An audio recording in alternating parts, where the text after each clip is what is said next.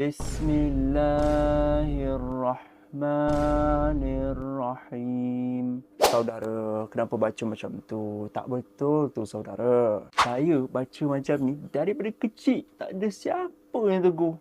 Kenapa awak nak tegur saya pula? Dari dulu awak baca macam tu saudara. Tak apa. Kita biasakan yang betul. Kita betulkan yang biasa. Sekarang ni, Al-Quran diturunkan dalam lahjah bahasa Arab. Kerana Rasulullah SAW adalah seorang Arab. Jadi kita kena baca mengikut lahjah bahasa Arab. Macam mana?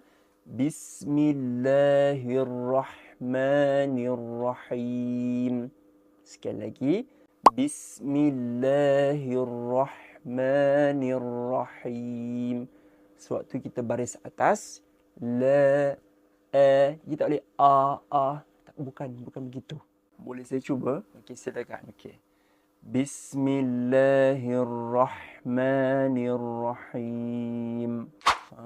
Macam tu lah. Jadi kongsikan video ni supaya semua dapat manfaat. Dan jangan lupa untuk follow Easy Quran dalam satu hari, satu tahsin.